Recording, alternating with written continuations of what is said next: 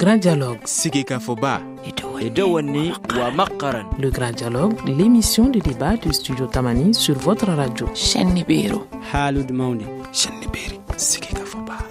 Le grand dialogue. Le grand dialogue. Mesdames, Messieurs, bonsoir. Nous sommes vendredi 29 mai 2015. Bienvenue à cette émission et merci de nous recevoir chez vous si vous nous écoutez à travers nos stations partenaires. Aujourd'hui, le Forum de la presse parle de 3 sujets. Les discussions après la signature de l'accord de paix ici à Bamako le 15 mai dernier, la recrudescence de la violence dans le nord du pays et le plan 2015-2016 de la campagne agricole qui a été donc adoptée lors du Conseil supérieur sur l'agriculture présidé par le président Ibrahim Boubacar Keïta. Nous avons comme invité Djakarija Yossi du journal L'Indépendant, Maman Sissé du groupe Renouveau, Paul Ben, journaliste correspondant de plusieurs médias allemands, Yaya Koulibaly de la radio Nasraoulé prendra ce débat en vol. Alors c'est donc parti pour ce forum de la presse. Je suis Famoussa Sidibé, Salim Diouara est à la technique. Les discussions donc après la signature de l'accord de paix ici à Bamako ont commencé à Alger. Selon un membre de la coordination des mouvements armés de l'Azawad, des rencontres directes avec le gouvernement devraient avoir lieu. Sont donc envisagées à l'issue de cette rencontre. Le gouvernement du Mali s'était déjà engagé à rencontrer la coordination une fois que celle-ci parafferait l'accord. Donc ce n'est pas un élément nouveau selon les éléments de la coordination. Bamako n'a pas encore confirmé sa participation à ces discussions directes. Alors Paul Ben, qu'est-ce qu'il faut attendre donc de ces discussions après l'accord de paix? Merci M. Sidibé. Je crois que nous jouons ici les prolongations. La CMA, la coordination des mouvements de l'Azawad, nous a toujours habitués à ces revirements de situation, à ces volte-face. Je ne peux pas trop m'étendre sur ces 2 ou 3 dernières années où on a enregistré à chaque fois, ils disent oui, on fait ceci, non, on ne fait pas cela. Je crois que de cette rencontre, cette dernière, disons-le, si la communauté internationale le veut, si c'est la dernière rencontre, je crois qu'on n'en tirera pas plus que ce qu'on a vu jusqu'à présent. Alors, Maman Sissé, des discussions après l'accord, le chef de la MINUSMA avait laissé entrevoir cette éventualité qu'il pourrait y avoir d'autres discussions après donc le paraphe et la signature du 15 mai. Alors aujourd'hui, que faut-il prévoir comme scénario après ce 15 mai?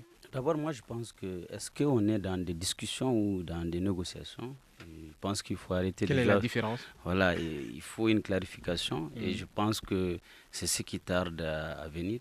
Quand on voit, ça fait 3 jours, quand on discute avec les éléments de la CMA, on a l'impression qu'on n'est pas sur la même longueur d'onde. D'un côté, il y a le gouvernement qui veut tout de suite que la CMA accepte de signer et la communauté internationale et qui en réalité temporise. Maintenant, quand on voit, vous disiez tout à l'heure que le Mali n'a pas confirmé sa participation. Non, le Mali n'a pas confirmé sa participation de façon officielle, mais on sait que le ministre des Affaires étrangères, il est le seul qui sera là-bas. On a proposé 3 personnes, mais c'est le ministre des Affaires étrangères qui va aller au nord du Mali. Donc, c'est ça. Voilà. Le ministre de la Réconciliation aussi est attendu. D'accord. Alors, le Mali avait dit en son temps que des discussions de fond, que le pays ne va pas s'engager dans des discussions de fond et la médiation avait laissé entrevoir également que les annexes donc, de cet accord seront revues. Alors, Djakarija Yossi, vous êtes du journal L'Indépendant. Que faut-il comprendre à travers ces mots? Enfin, moi, je crois déjà, je rejoins Mahaman par rapport vraiment à la terminologie des mots, négociation, discussion. C'est important de faire la part des choses. Parce que lors du paraphe le 1er mars, il a été dit que les négociations étaient bouclées. Et ce que je crains fort, c'est que la CMA a amené sur la table des exigences que le gouvernement malien a rejetées d'office. Donc, je ne vois pas l'utilité, n'est-ce pas, de cette rencontre d'Alger si la CMA ne se met pas dans une dynamique de signer, n'est-ce pas, cet accord-là, pour qu'enfin on puisse faire face au conflit qui vaille celui contre le terrorisme dans les régions du Nord et de plus en plus vers les régions du centre aussi. Alors, Maman, aujourd'hui, le gouvernement du Mali a dit que le texte ne sera pas revu. Le fond n'est pas à discuter, mais plutôt les annexes. Que faut-il comprendre? Dans ces cas, parlons d'un accord additif que le gouvernement ne dit pas officiellement, qui est en train d'être négocié. Et moi, je pense que si sincèrement, on veut être dans cette logique de processus de paix, qu'on revient au Mali, c'est-à-dire que la CEMA accepte de signer ou pas. Et je pense qu'il ne sert à rien d'être toujours à Alger et de faire croire qu'on est en train de négocier, alors que sincèrement, il n'y a pas lieu de négocier. Moi, je pense que le préalable, c'est qu'on se retrouve au Mali. Et si, par exemple, c'est vrai qu'ils sont des Maliens, et ils veulent vraiment être dans la République, on l'a vu ces derniers temps, il y a beaucoup de personnes qui étaient avec la rébellion, et je parle sous le contrôle de Paul Ben, et on connaît déjà. Donc je pense que c'est important, s'ils veulent revenir, qu'ils reviennent, mais je pense que s'il est temps, que le gouvernement trouve la boussole, la bonne formule pour dire aux Maliens, écoutez, soit j'arrête les négociations, ou bien autre chose.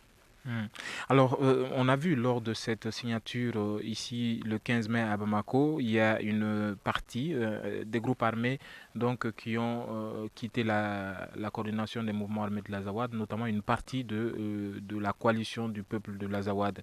Alors aujourd'hui, Paul Ben, est-ce que ce remue-ménage au sein donc, de la coordination est un bon point pour Bamako?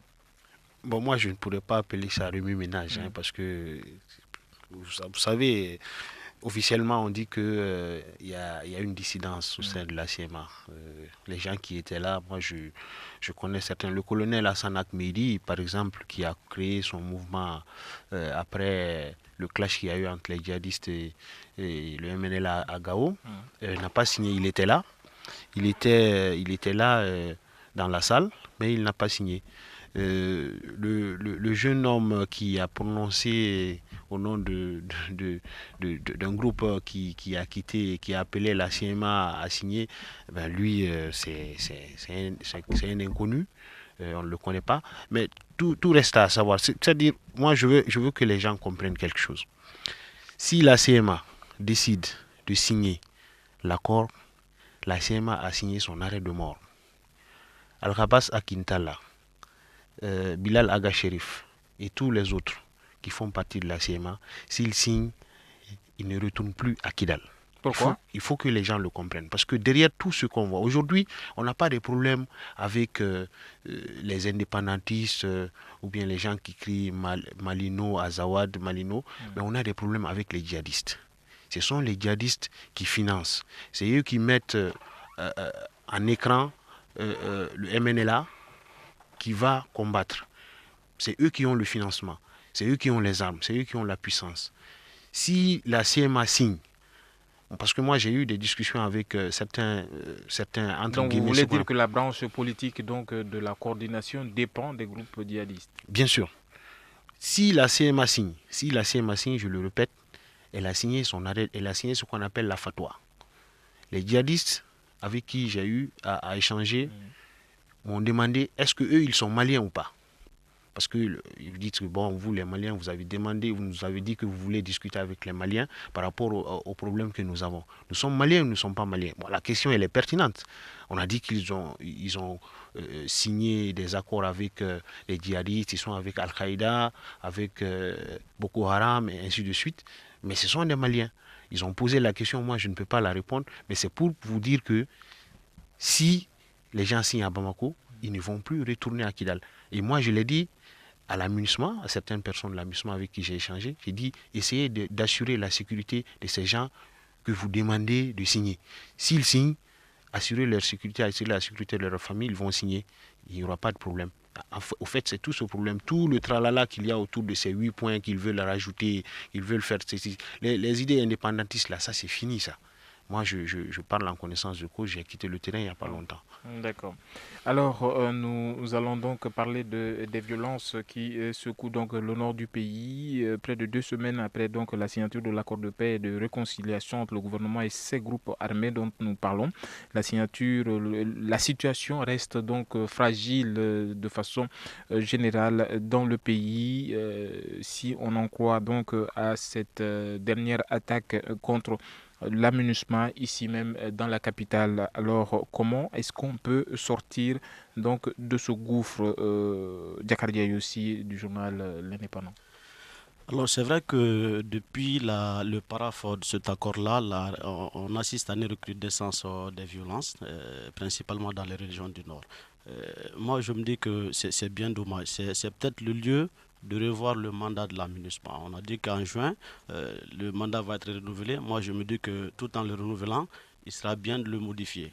Parce que dans l'entendement de l'écrasante majorité des Maliens, la MINUSMA est là pour participer, n'est-ce pas, à la sécurisation. Mais depuis hier, on entend que la MINUSMA n'a pas vocation à imposer la paix, qu'elle n'a pas vocation à se battre. C'est ce qui crée toute cette frustration chez l'écrasante majorité des populations. Parce qu'on ne peut pas s'imaginer que devant environ 7000 soldats, n'est-ce pas, de la MINUSMA, qu'il y ait des attaques au quotidien, que la MINUSMA ne puisse plus assurer sa propre sécurité. À plus forte raison, nous aider nous à stabiliser notre pays. Donc moi, je me dis qu'il faut revoir le mandat de la MINUSMA et cela très rapidement. Donc vous pensez que la population est révoltée contre la MINUSMA? Peut-être pas révolté, mais dessus. D'accord. Alors, Maman Sissé, vous êtes du groupe Renouveau. Dites-nous, groupe de presse, dites-nous aujourd'hui, qu'est-ce qu'il en est de la situation sécuritaire, peut-être de la MINUSMA à Bamako? Bon, à Bamako, c'est quand même inquiétant, mais moi, je préfère beaucoup parler de ce qui se passe sur le terrain parce que la MINUSMA, qu'on ne le veut pas, n'a pas vocation à rester à Bamako. La violence se transporte dans la capitale. Oui, ça se transporte dans la capitale. Et je rejoins Diakardia aussi quand il dit, bon, moi, je me suis dit que la MINUSMA paye sa passivité parce que quand on voit aujourd'hui la région de Tombouctou, à partir de 15 km, dites-vous que vous n'êtes plus dans la sécurité. C'est quoi ce que les informations qui nous parviennent, c'est que la MINUSMA avait du mal à organiser des patrouilles.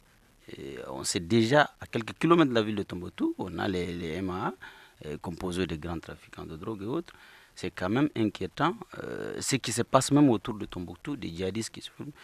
Moi, je pense que si la MINUSMA veut en tout cas sécuriser ses arrières, qu'elle commence d'abord à avoir son mode de fonctionnement, sa cohabitation avec les autres forces, parce qu'on a l'impression qu'il y a un problème de cohabitation entre l'armée malienne et la MINUSMA. Et je pense qu'il faut le corriger le plus rapidement possible. Nous allons observer quelques secondes de pause avant de donner la parole à Paul Ben. Vous écoutez Studio Tamani, votre avis nous intéresse. Écrivez vos commentaires et suggestions sur la page Facebook et dialoguez avec nous. Studio Tamani, c'est aussi les réseaux sociaux. Studio Tamani sur les réseaux sociaux, notre compte Twitter et notre page Facebook pour donc réagir à ce que vous entendez dans ce studio. Paul Ben, vous aviez la parole. Aujourd'hui, c'est le forum de la presse, je le rappelle, avec des confrères journalistes. Paul Ben voulait réagir par rapport à la situation sécuritaire. Allez-y. Oui, merci. Je voulais tout juste ajouter à ce que mes confrères viennent de dire que la MINUSMA... qu'on le veuille ou non, on l'a vu dans d'autres pays et depuis plusieurs années, la MINUSMA n'a jamais, disons, les forces des Nations Unies n'ont jamais eu vocation à combattre. Moi, j'ai assisté à une scène à Gao en 2014 où les jeunes de Gao se sont révoltés. Alors, juste une parenthèse, si vous dites que les forces des Nations Unies n'ont pas vocation à combattre, on se rappelle qu'au Congo, par exemple, la mission a dû user de la force pour repousser le MP22. Oui, c'était une situation d'exception. Ça, en 20 ans. Le Mali est-il dans ce cas? Non. Le Mali, moi, je ne crois pas. Le Conseil de sécurité doit se réunir. M22. Le Conseil de sécurité doit se réunir, mais moi, je ne crois pas que ça va changer en quelque chose le mandat actuel de la MINUSMA qui a vocation à à maintenir, à stabiliser le pays. On l'a dit, ça a frustré les Maliens, c'est vrai. Moi-même, je ne suis pas de ceux qui vraiment portent la MINUSMA à cœur, parce que je sais que vraiment, avec tout l'arsenal qu'ils ont, avec tout ce qu'ils ont, normalement, ils devaient pouvoir au mieux se défendre, au plus défendre les populations maliennes, mais ce n'est pas le cas. Revenons un peu aux attentats puis aux actes que la MINUSMA subit. Moi, c'était prévisible. Pour les observateurs les plus pointus, cela était prévisible. La MINUSMA... De quelle attaque vous parlez? Je parle par exemple de tout ce qui se passe à Gao, à Tombouctou et à Bamako récemment. À Bamako récemment, c'était prévisible. Parce que à Bamako, bon, ça se transporte à Bamako. Ça se transporte à Bamako parce que actuellement, moi j'avais dit à certaines personnes, après la signature de l'accord, ça va exploser.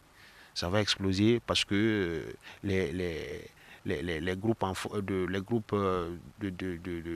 armés en face seront qu'ils n'ont plus d'autres issues que de se défendre. Actuellement, les djihadistes qui posent beaucoup d'actes ne veulent pas le faire pour avoir une médaille ou pour avoir une distinction. Ils le font pour tout juste se faire entendre. C'est prévisible.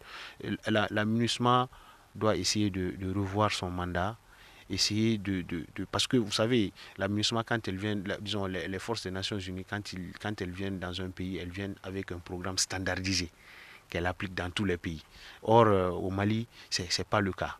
Il faut essayer de gérer les choses cas par cas. Est-ce que la situation du Mali, par exemple, n'est pas plus complexe qu'ailleurs? Bien sûr. Avec bien la sûr, situation djihadiste. Bien sûr, la Somalie, le Soudan où ils étaient, la Côte d'Ivoire tout près où ils étaient, c'est pas la même chose qu'au Mali. Donc il faut essayer de voir. Parce que, vous savez, on a cru que on pouvait gérer le Mali comme la Côte d'Ivoire. Nous, on n'a pas une guerre nord-sud ou bien musulmans contre chrétiens. Non, pas du tout. On n'a pas une guerre. Les Maliens n'ont pas de problème. Les gens de la CMA que je rencontre, avec qui je discute, me disent que nous n'avons pas de problème avec le peuple malien. Ils ont des problèmes avec les autorités, le gouvernement malien. Il faut aussi que Bamako reconnaisse, à un moment donné, qu'on a beaucoup fait de fausses choses. Quand vous signez un document officiel, que ce soit à Tamanrasset, à Alger, des accords antérieurs. Voilà. Quand un pays responsable signe un document, il faut qu'elle le respecte. Moi, Alger 2007 par exemple, il y a beaucoup de choses qui ont été signées dans le document qui n'ont pas été appliquées. Donc vous parlez donc des difficultés de la mise en place donc de ces accords antérieurs qui nous conduisent donc... Pas même la mise en place, quand vous parlez comme ça, vous parlez de façon diplomatique. Il faut le dire, le gouvernement malien dans le passé n'a pas respecté ses engagements. Donc maintenant, il faut qu'il le... Parce que c'est la crédibilité du Mali qui est mise en cause. Même la communauté, la fameuse communauté internationale, peut-être c'est elle qui peut être notre garantie. Sinon, est-ce que vous, M. Sidibé, vous pouvez nous garantir que l'accord que le Mali a signé le 15, ici à Bamako, au CICB, est-ce que le Mali va le respecter? Vous pouvez nous le garantir? Je n'ai pas mandat à me prononcer là-dessus. Alors, Maman Tissé, aujourd'hui c'est la journée donc des casques bleus. En début 2013, donc 36 casques bleus au total ont été tués au Mali. Plus de 150 blessés et près de 80 attaques ciblées contre la mission donc des Nations Unies selon les experts. C'est la mission qui a payé le plus gros, donc la plus grosse donc des pertes parmi toutes les missions depuis 1990 aujourd'hui. Est-ce que le Mali fait l'exception donc de ces différentes missions? Non, je pense que le Mali fait exception parce que la situation du Mali est vraiment compliquée.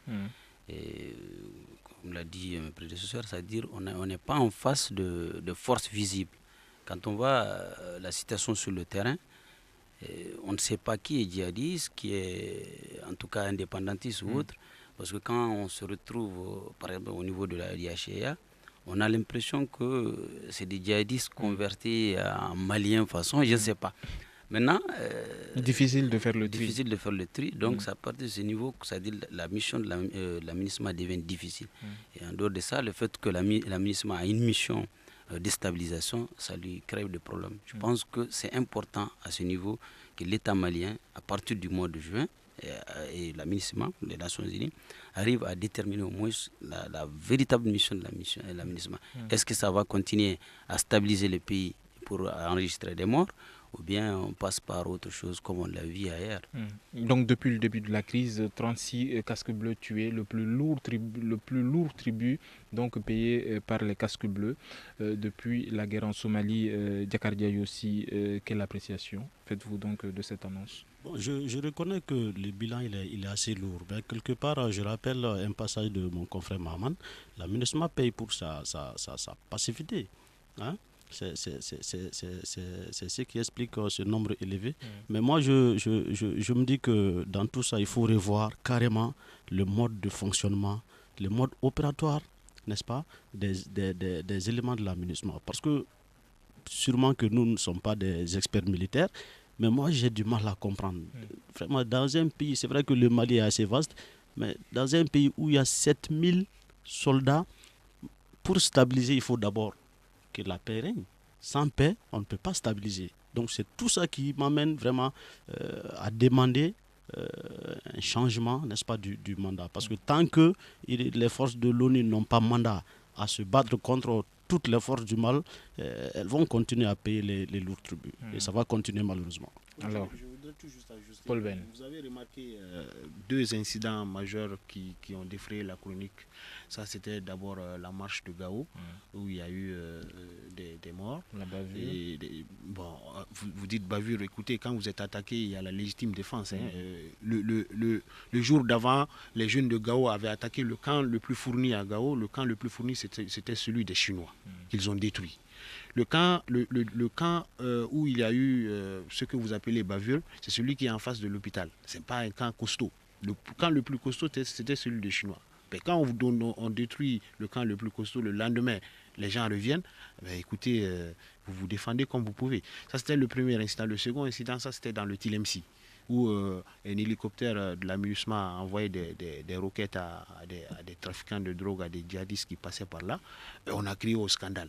Et tous les Maliens se sont levés pour crier au scandale.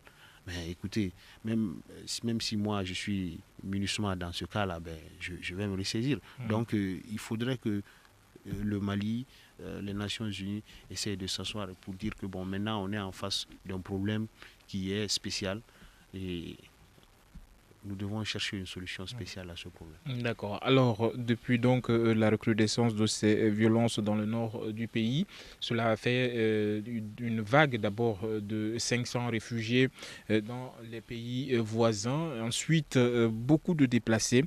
Le PAM totalise donc, au total, le PAM estime que le nombre de déplacés à l'intérieur de la région de Tombouctou est estimé aujourd'hui à 31 personnes. Qui ont donc trouvé refuge dans différents cercles donc, de la région, dont Gourmara-Rousse. Alors, Maman, quand on sait que la période de soudure est donc toute proche aujourd'hui, est-ce que ces populations peuvent, avec les populations des zones comme Gourmara-Rousse, subsister et survivre donc, à la situation actuellement malgré l'assistance du PAM?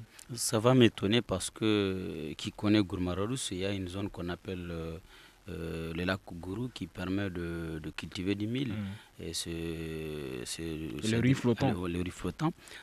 Quand on voit cette zone, depuis un moment, depuis le début de la crise en 2012, il y a une situation de guerre qui impose aux paysans, aux populations, de se réfugier dans des localités comme la frontière burkinabé et autres vers le Niger.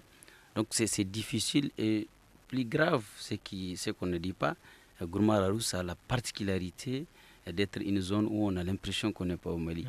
Et je vais vous raconter une anecdote. Quand la troupe dirigée par le colonel Keba était arrivée à Gourmara-Rousse pour la première fois depuis l'indépendance, on a vu des véritables militaires maliens qui viennent faire de patrouille. C'était vraiment la fête. Donc, pour vous dire, c'est quand même difficile.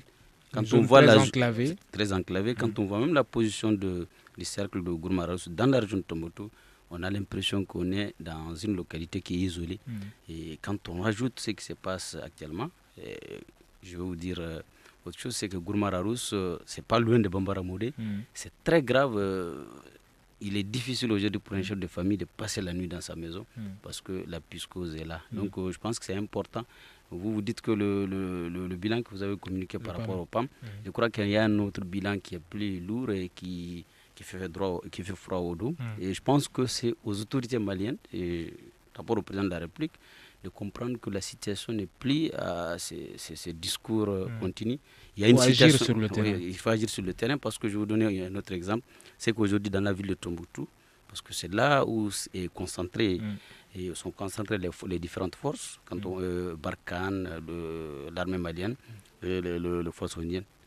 Il faut, pour aller au niveau de Douanza, l'escorte est organisée 2 fois dans la semaine, alors que dans les temps, il y a 6 mois, ce n'était pas comme ça, tu as ton véhicule, tu peux aller. Mais aujourd'hui, il est difficile pour un citoyen de quitter Tombouctou et d'aller à Douanza qui permet d'atteindre le sud du pays. Voilà. Donc c'est important aujourd'hui qu'on agisse vite. Alors, Djakardia, Yossi, un mot sur la situation donc, de ces déplacés, 500 réfugiés dans les pays voisins et de nombreux déplacés internes, notamment dans la région de Tombouctou. C'est déplorable. Parce que ce qui se passe dans cette zone-là, comme l'a dit Mahaman, bien avant cette crise, ce sont des populations qui vivaient déjà dans l'extrême précarité.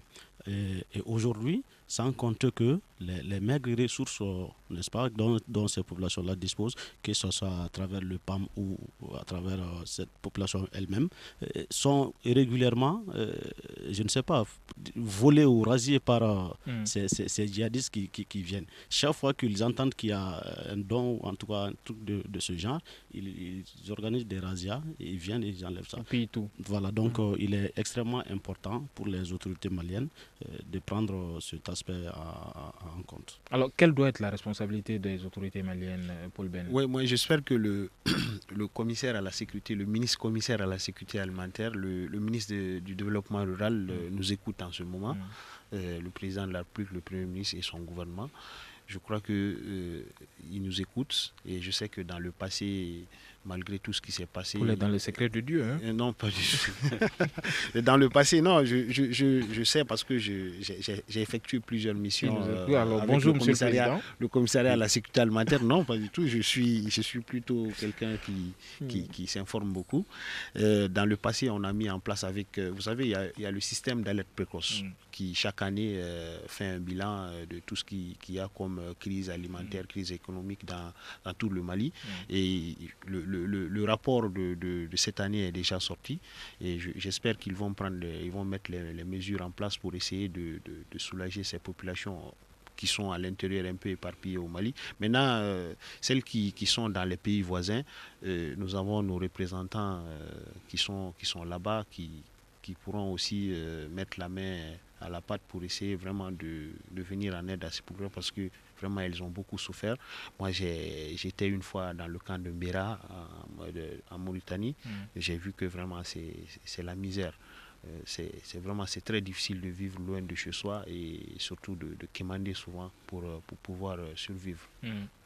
Alors, cette responsabilité donc des autorités maliennes a été largement débattue hier dans le grand dialogue qui était consacré donc à la situation des réfugiés et des déplacés internes. Selon le représentant donc de la société civile que nous avons interviewé, donc l'absence disons des autorités maliennes se fait de plus en plus sentir. Alors, comme le dit Paul Ben, si les autorités entendent donc ce débat, il est peut-être temps de faire un tour dans ces zones-là. Nous allons observer quelques secondes de pause avant de poursuivre la troisième et dernière partie de cette émission. Une réaction, un avis, un commentaire. Réagissez sur la page Facebook de Studio Tamani et restez connectés avec nous. Studio Tamani sur les réseaux sociaux pour vous faire entendre. 189 milliards et 306 millions, c'est donc le coût donc de la campagne, du plan de campagne donc agricole 2015-2016 qui a été adopté mercredi dernier par le Conseil supérieur du Conseil supérieur de l'agriculture. Alors, un mot donc sur cette campagne. Paul Ben, nous avons mené ensemble une mission dans les régions, dans plusieurs régions donc du Mali par rapport à cette question de la sécurité alimentaire. Tous les ans, on parle de plusieurs milliards investis dans le domaine de l'agriculture, mais les autorités peinent donc à être au rendez-vous de la sécurité alimentaire. Qu'est-ce qu'il faut faire aujourd'hui? Bon, je ne crois pas que les autorités peinent à être au rendez-vous de la sécurité alimentaire. Décidément. Le problème que nous avons, ce n'est pas la production. Ça a été toujours dit. Le problème que nous avons, c'est le problème de la commercialisation. Vous savez, le Mali est très respectueux des textes et des accords que nous avons signés avec les pays amis de l'UEMOA, de la CEDEAO. C'est pourquoi vous allez voir que dans les zones de production de l'Office du Niger, par exemple, vous allez voir des immatriculations qui viennent du Nigeria, du Togo, du Bénin, qui viennent prendre la production et puis qui ressortent. La Mauritanie également. Mais bien sûr, du Niger aussi. Quand la saison est bonne, alors que moi je l'ai dit à qui de droit, je dis on ne peut pas le faire dans d'autres pays. Nous l'acceptons, ça c'est normal, c'est les textes qui sont là. Mais essayons de voir comment est-ce qu'on peut, c'est pas stopper, mais un peu ralentir la sortie. L'année dernière, après la campagne agricole, le ministre du Développement rural, Boukari Keïta, a fait une tournée un peu dans les zones de production et notamment dans la zone des plateaux d'Ogon, où il a exhorté les producteurs à remplir les greniers, comme on dit, à stocker pour qu'il n'y ait pas de pénurie. Au fait, c'est le problème que nous avons, c'est le problème de commercialisation. On produit. Chaque année, vous allez voir que le bilan de production est plus élevé que l'année dernière. Maintenant, là où le bas blesse, c'est la commercialisation. Les pays frontaliers viennent se servir comme ils veulent. Vous savez, le producteur aussi, ce n'est pas un énarque, ce n'est pas un normalien. Il vend au plus offrant. Je parle des pays limitrophes. Mais il y a nos compatriotes, les céréaliers qui sont là, qui achètent sur pied. Alors que le riz n'est pas encore récolté, ils achètent 1 hectare, 2 hectares pour bloquer et créer la spéculation. C'est un peu à tous ces problèmes que le gouvernement doit faire face. Et moi, je ne crois pas que nous avons un problème de sécurité alimentaire, mais plutôt de commercialisation. Êtes-vous d'accord avec cette analyse de Paul Ben? Quand je suis avec Paul Ben et Djakardia aussi, Paul qui est un homme de terrain et Djakardia qui était quand même responsable au niveau quand même de ce qu'on appelle le grenier de l'Afrique de l'Ouest, l'Office Niger, je ne peux pas dire grand-chose. Mais ce qui est important... Donc tu fais une confiance aveugle à Paul? Tout à fait, parce que c'est quand même un homme de terrain.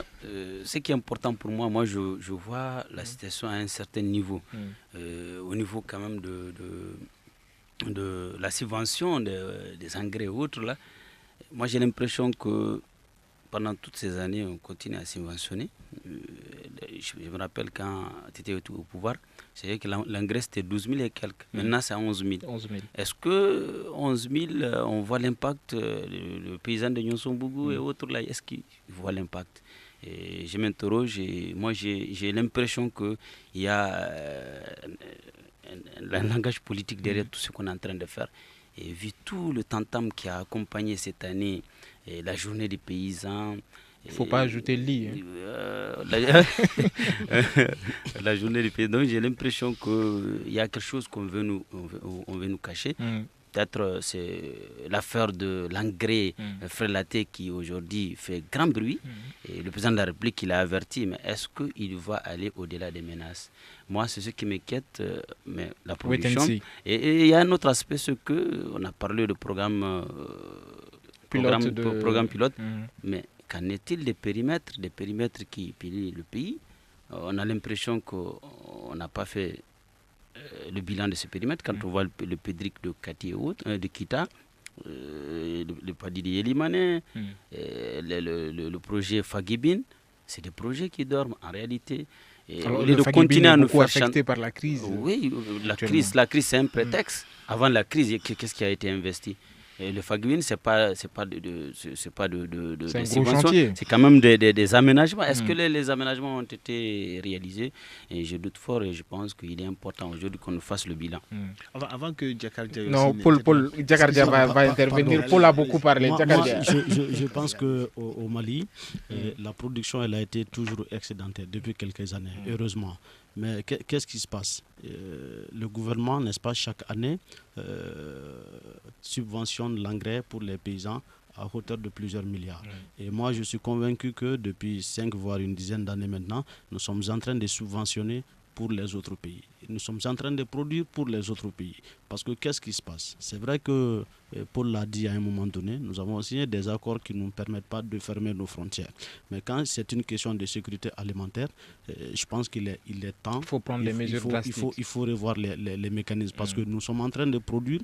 Quand vous partez à Nyono présentement, vous allez voir que ce sont des camions burkinabés principalement, mauritaniens, et nigériens. Donc ce sont des camions qui viennent pour rafler la production. Si bien que, il a dit, le paysan n'étant pas un énarque ou un autre gestionnaire, il vend jusqu'à sa propre consommation. C'est ce qui pose à un moment donné problème au niveau de la période de soudure. Donc il est temps pour les autorités de sécuriser la production nationale pour que les subventions accordées par l'État aux paysans ne soient pas des subventions vaines. Alors, ce qui appelle donc une question, est-ce qu'il faut stopper les importations de céréales? Les importations. Oui, les exos sur les importations. Moi j'ai lutté contre, quand j'écrivais encore dans la presse, j'étais à l'Indépendant, c'était l'une de mes batailles. J'ai lutté contre le Premier ministre en son temps, c'était Modibo Sidibé.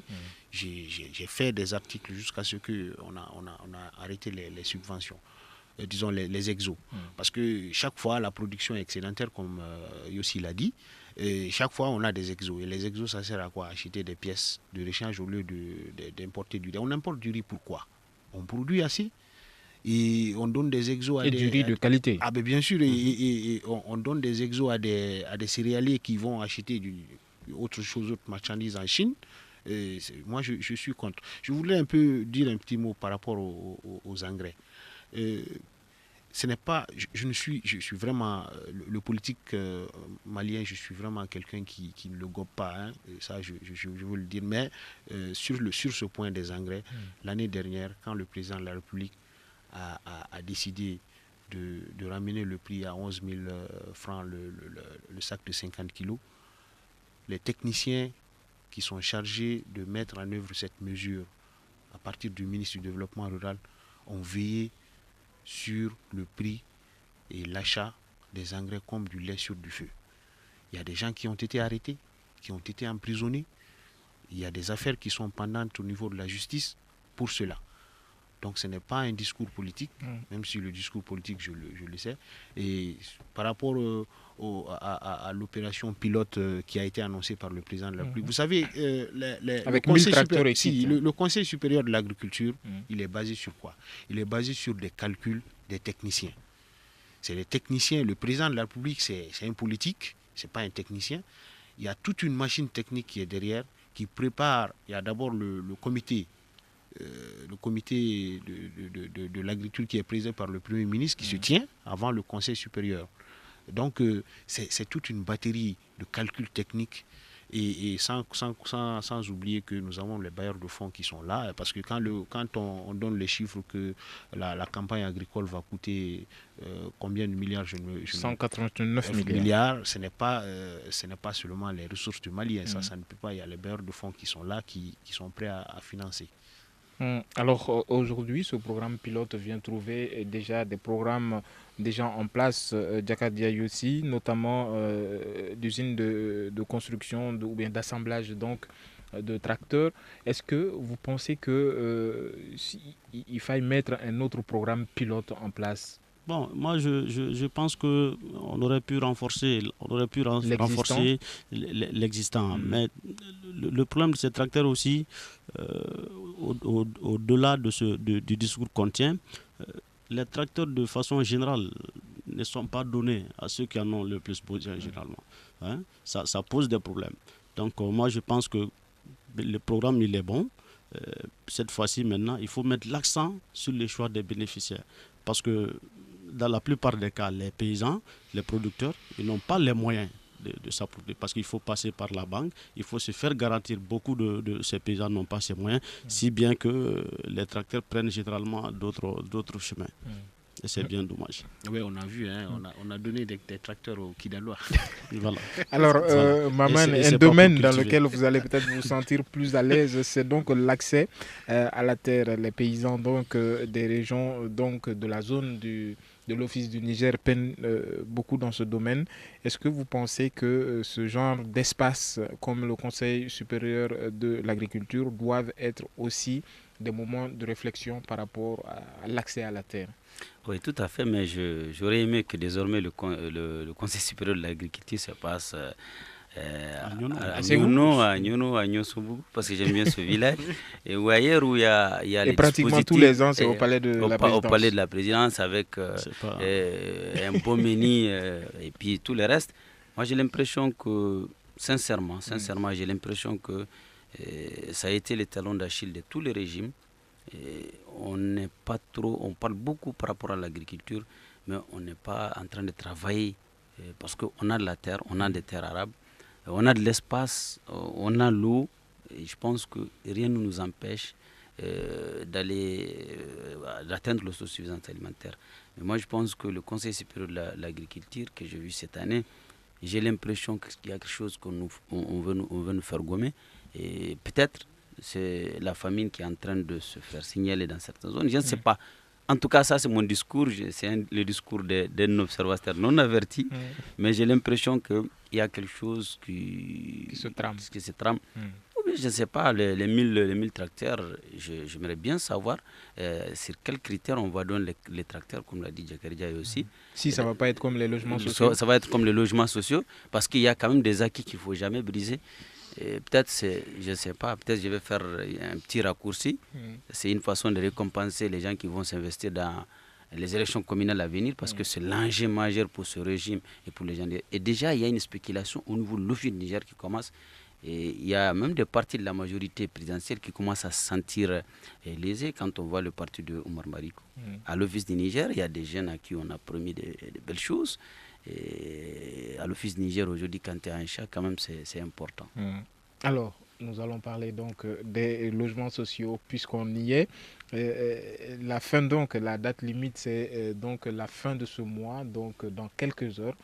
Paul Ben, aujourd'hui, est-ce que vous pensez qu'avec les dépôts de caution et autres, cela complique davantage la situation des fonctionnaires?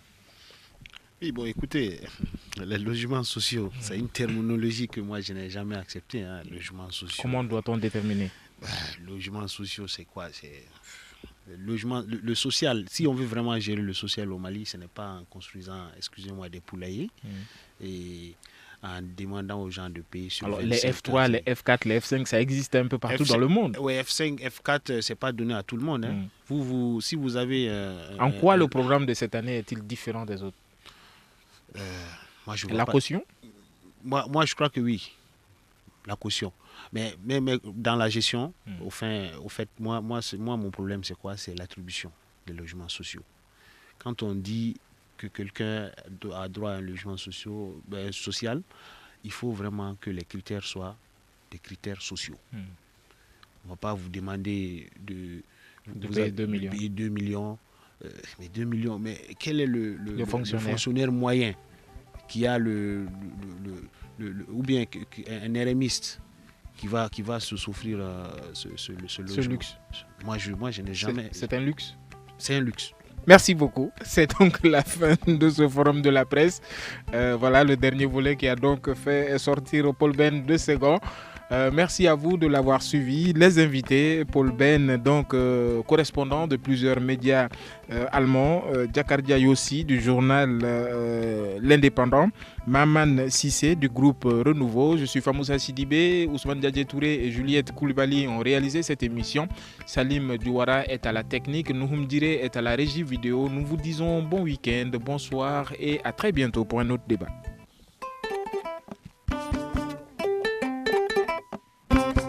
Le Grand Dialogue. Sigeka Foba. Edewani wa Makaran. Le Grand Dialogue, l'émission de débat du Studio Tamani sur votre radio. Chaîne Libéro. Halud Mauni. Chaîne Libéri. Sigeka Foba. Le Grand Dialogue. Le Grand Dialogue.